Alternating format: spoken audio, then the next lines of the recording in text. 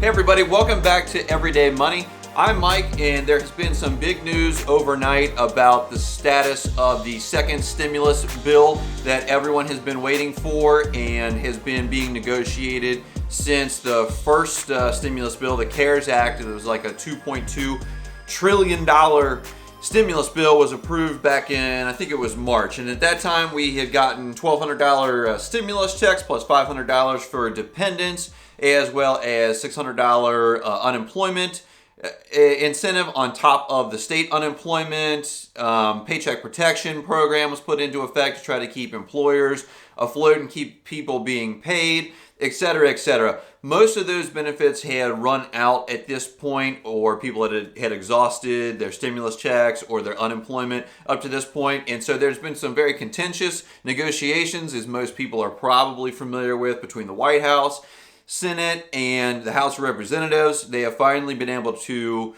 come together on a solution that is bipartisan and has support from both parties, and that Trump has signaled that he is willing to support. And I have right here my notes on what is included in this and what you can expect in the next weeks and months.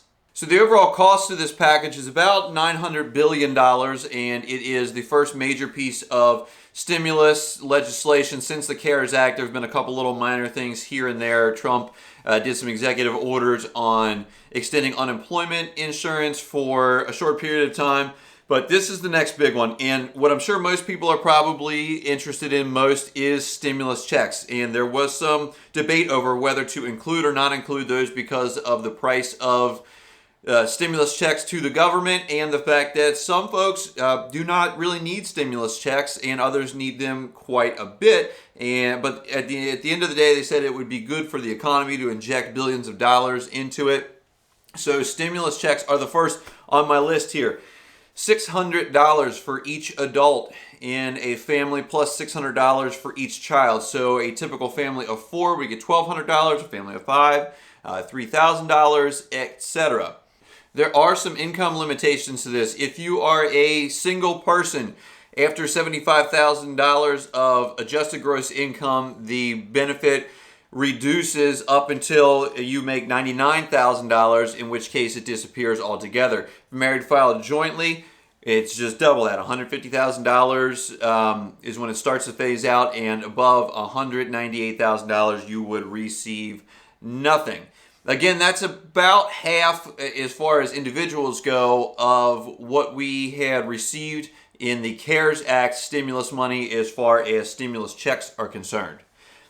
On the subject of unemployment, again, they're doing about half of what they did back in March. Originally, that was $600 of federal incentive unemployment on top of whatever your regular state unemployment was. Now we are looking at $300 per month or per week of additional unemployment through about March 14th. That, and again, like I said, that's down from the $600 that they had with the initial CARES Act money.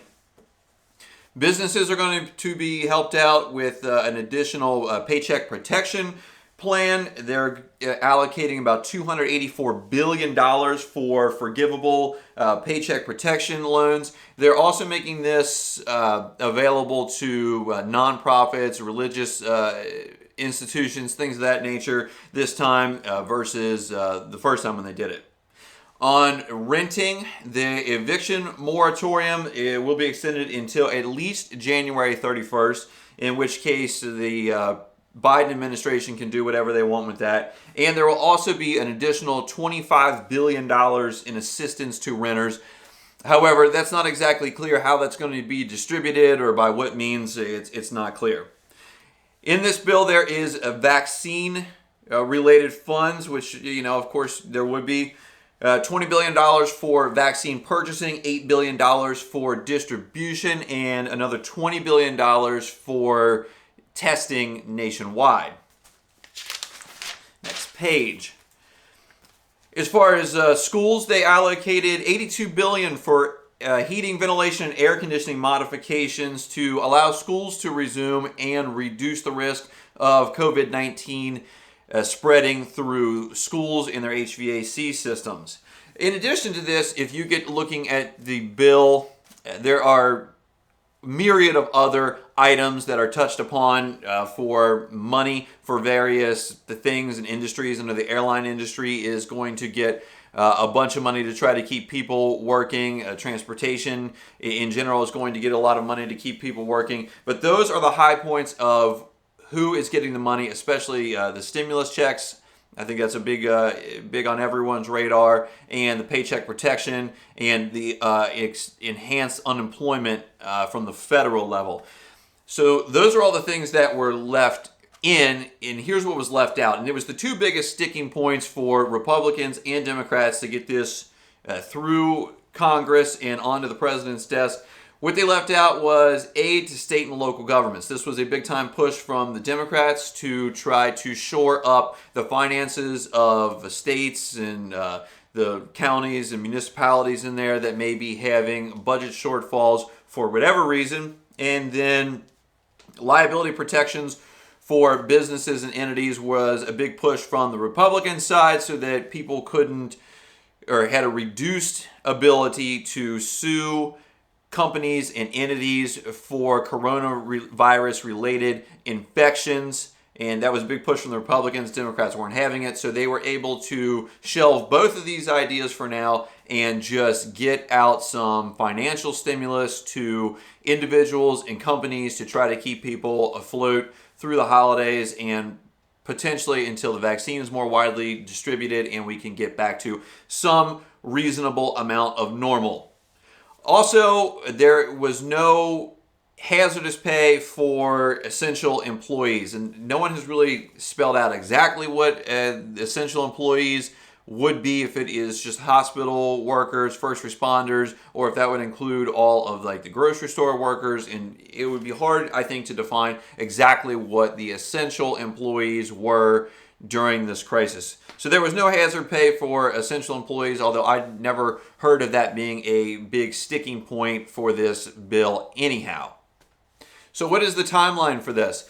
The House and the Senate are in agreement, at least, verbally. They are going to vote on it today. President Trump has already said that he would sign whatever stimulus bill came to his desk, so I assume that as soon as that is signed, they will run it directly to him and it will be signed. I have heard that if you received a stimulus check in March and you were already in their system, that you could receive this additional stimulus check up to or as soon as 1 week. If you haven't, and you'd have to register for a stimulus check or you have to go through the mail, they're saying 2 to 3 weeks. I would assume that the unemployment would kick in almost immediately, and all the other provisions would be up to whenever people applied for things like paycheck protection loans, any of the incentives for like schools and businesses to get money to retrofit their buildings. I would assume that those would have to be requested by each individual entity. If there is more on this that comes out that is a major type of thing, I will be posting another video. Like and subscribe to this channel. We talk about all things finance, growing your wealth, being successful, and occasionally I'll pop in with major financial news such as this. I appreciate you guys watching today, and I will see you in the next one.